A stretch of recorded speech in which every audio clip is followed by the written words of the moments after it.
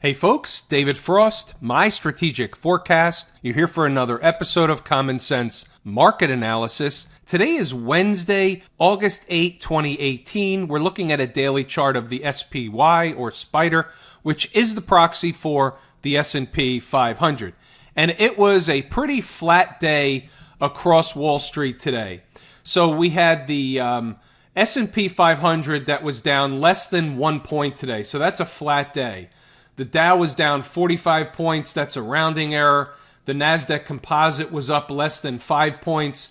That's another rounding error. So all in all, it was just a flat day across the board. There's not a lot we can make out of that. And there really wasn't much change from yesterday across most of the markets. There was a couple of markets here or there that moved a little bit today, and we'll get to that. But by and large, the market was flat across the board. So there's not a lot of new information that we're taking in as a result of today. Not a lot of change to the forecast. So as a result, what I thought I would do is kind of give you what I'm looking at, what I'm mapping out from a longer term perspective. And when I say long term, this is not multi-year plan.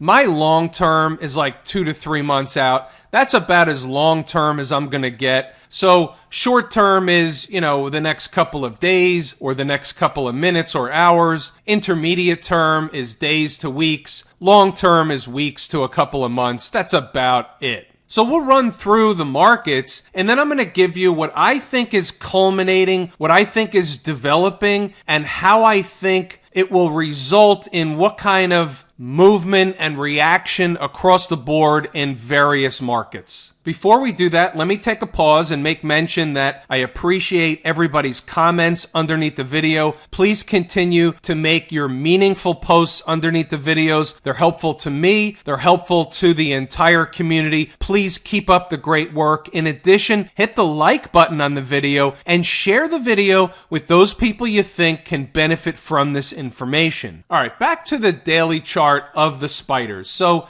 bottom line is we have not a lot of movement today.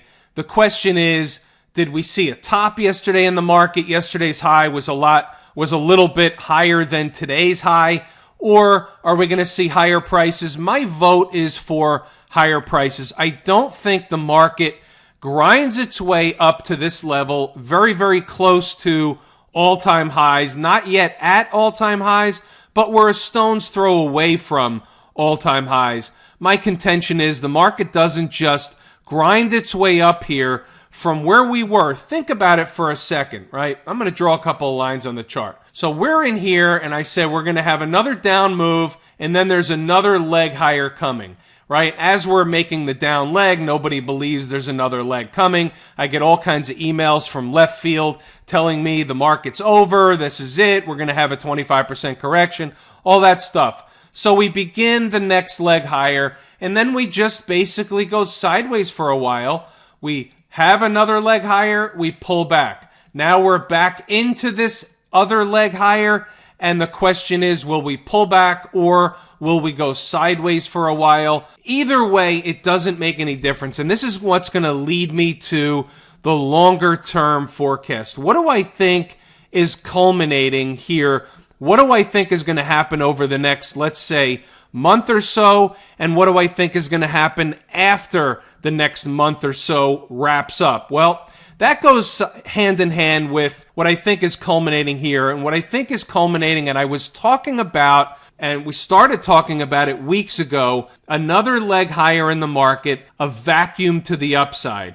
So maybe I gave the term vacuum and everybody thought we were just going to get sucked up in the market all at once. In a couple of days, we were going to go up hundreds of points in the S&P. Well, that's not necessarily what I meant, but I wasn't clear. So for clarity purposes, what I meant was that we end up in one of these grinding higher markets that gets sucked up into new highs or near new all-time highs, and it's higher than most people think the market can go. It's higher than most people expect the market will ever go. And that's basically what we find ourselves in right now. Some days will obviously be up more than others, but for the most part, I think the market gets to, and I do think we bust through the old all-time highs. I wouldn't be surprised to see us go slightly higher over the next, let's say, I'm going to make this up and say 4 to 6 weeks. Could it be 8 weeks or could it be 3 weeks? Absolutely. And here's what I mean by this. I think this is more setting up for, not here yet, but setting up for an ending move. And what I mean by that is, I think we're setting up for the possibility of a blow-off top, for example. Let's say the market just goes up. Most days we just grind higher. We have a couple of larger days, a couple of days like today where we just don't, there are no sellers out there. Nothing goes down. We just go sideways or higher, and we repeat this day after day after day. And all of a sudden we get to the point where we turn around and we're in late August or early September, for example, and maybe we're 75 or even 100 S&P points higher than we are now. And we turn around and say, what is going on? Where's the top? And that's at the point when the market will actually inform us. It will tell us that it's a sign and a signal of a trend change at hand. It will put in a top. It will have a reversal day. It will have a gap up in the morning and a crap out, also known as a gap and crap. Something will happen to give us an indication that the market is changing trend. And the likely story is we'll have been up far more than we are now already, and it will likely mark a much more important topping signal of a much more important top. That's what I'm thinking is coming. It's not here yet. I think there are higher prices coming.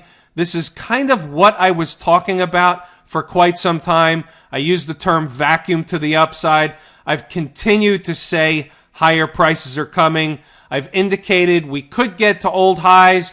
We could get through the old all-time highs, or we don't have to. And that still remains the case. My gut feeling is we'll get through the old highs. Either way, just let the market do its thing. Let it rise. And at the appropriate time, whether it's 2 or 3 weeks from now or 6 or 7 weeks from now, the market will tell us it's putting in a sign and a signal of a trend change. Let's just let it happen. Let it take place. It will likely set up a really, really wonderful short trade. However, right now, let's take advantage of the long side of the market because there's more meat left on this bone. The market's not going to just fall out of bed. I don't believe anybody's opening the trapdoor overnight, and this is the end. Today was the last day the market would be on the upside. I don't think that's the case. Anything's possible. However, let's just let it develop, let it culminate. We'll take it one step at a time, one tick at a time, 1 point at a time, 1 day at a time. Here's the IWM. So on the IWM, you'll notice that we're still inside of this bearish pattern. We're above the moving averages on the daily chart. That's a positive, but we're still inside or underneath the top of this breakdown candle. That breakdown candle comes from the 27th of July. Until and unless we can close above the high of that breakdown candle, this market is still susceptible to another move in the downward direction. That's the way bearish patterns typically play out. Now, how do we get out of having to do that, or how do we get out of the fact that we're in a bearish pattern that will likely play out to the downside? All we have to do is we have to close a day. On the daily chart, we have to close the market any day above the high of this breakdown candle, 168.72.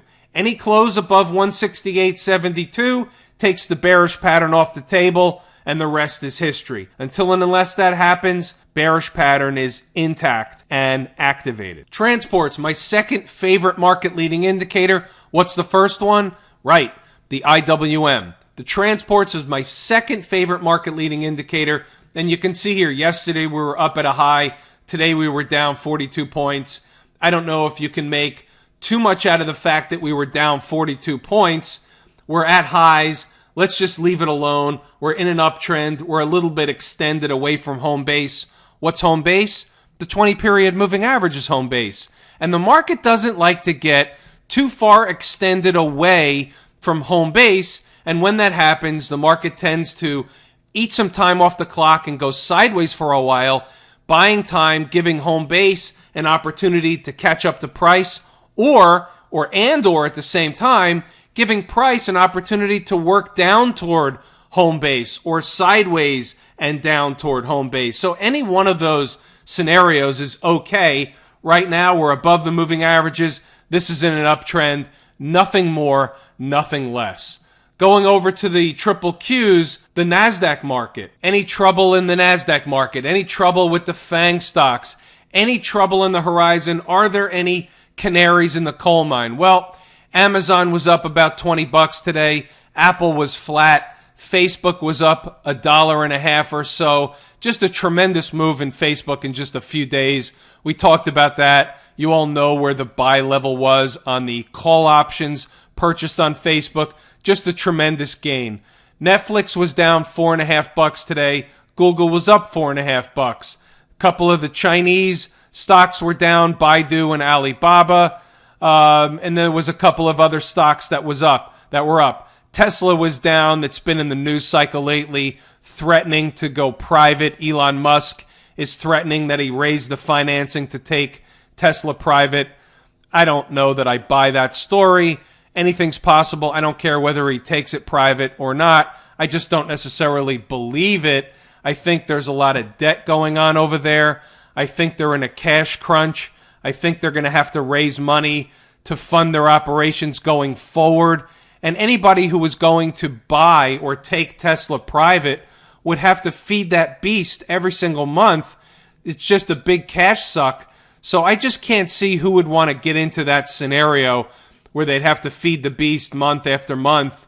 That's just a cash hog. Being in the car business is extremely capital intensive. I think it's more of a stunt about taking the company private than actual serious discussion about taking the company private. So either way, I don't necessarily care one way or the other. Just thought I would have that discussion real quick. Back to the Qs. So we closed above the high of this breakdown candle. That was the candle from the 27th. We closed above there yesterday, and today we didn't really gain much ground, but neither did any of the markets. So we can't really derive any information from today's movement in any of the markets, especially in the Qs. So we need more information, but look where we are. You know, if you just want to go to a weekly chart, it even magnifies, this is a monthly chart, even magnifies it more. Look where we are. Any trouble with this chart? It's just a chart that's in a very powerful uptrend. Same thing with the weekly chart. Very powerful uptrend. There's a couple of downticks here and there. You can see them more pronounced on the daily chart. You know, here's a down move for a week or so. Here's another down move for a week. Here's a down move for a couple of 3 weeks. But the reality is when you pull back the curtain and look at it from a weekly perspective or longer, there's no trouble on this chart whatsoever. We are in our very strong uptrend. No technical damage has been done to this chart whatsoever. So the point I want to make is, does this run or does this bull run have to be at a conclusion now? And there's nothing on this chart, weekly, daily, or otherwise, there's nothing on the chart of the Qs in particular that tells me that this bull run is over. There's nothing on the long-term chart of the spiders, the S&P 500, that tells me that this bull run is over.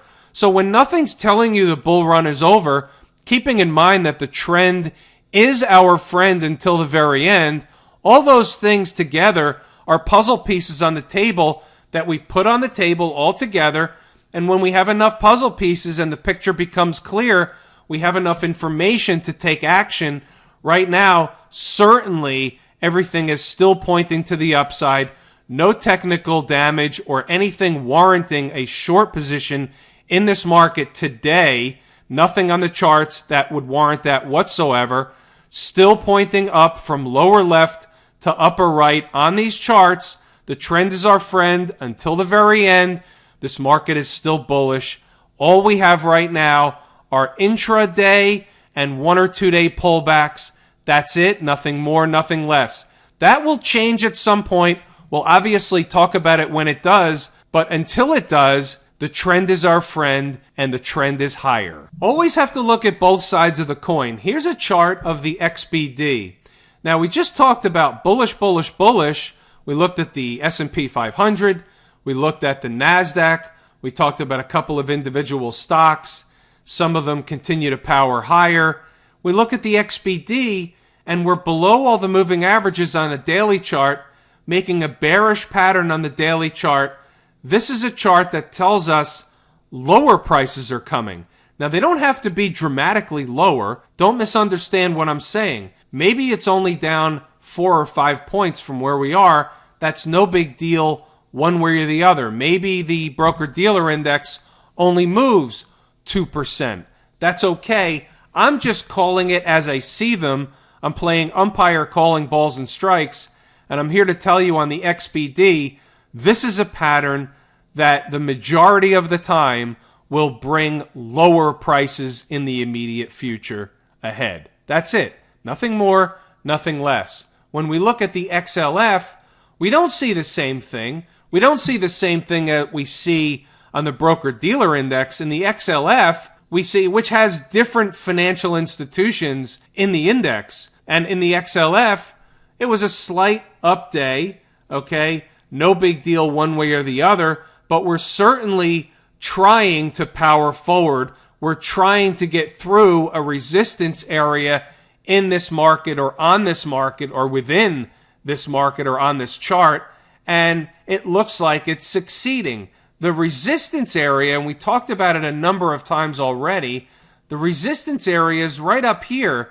So we rally up to it, we run up there, get rejected, pull back, run up there again, can't walk through there so easily. It's not going to just happen right away. So again, another stutter step. But the market is building energy. It's trying to get wound up to get through this resistance area. One financial sector says lower prices are coming. One financial sector says higher prices are coming. Across other equity markets, it says higher prices are coming.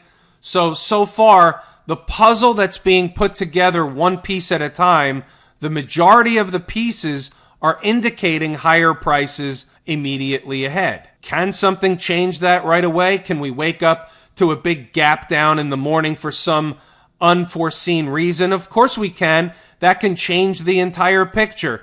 But until and unless something like that happens, we just go with what the charts are telling us each and every day. At the end of the day, remember what the important thing on the chart is, how they close them, and we're talking about the possibilities of these markets based on today's close. The SMH, we're creeping up to the 109.50. We talked about it last night. It's an important price level.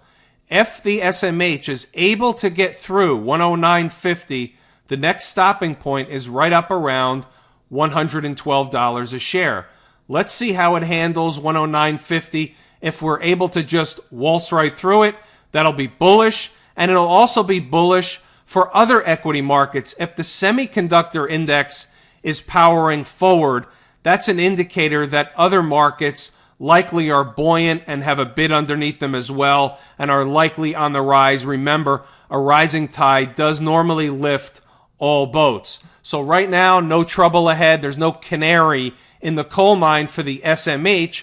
It's mainly one of the reasons why I look at all these markets all day long, not because I need to know where the SMH is to the penny at all times, but I need to know if it's diverging from other markets. I need to know if the financials are diverging. I need to know if the SMH is diverging. Is the IWM diverging? What's the VIX doing?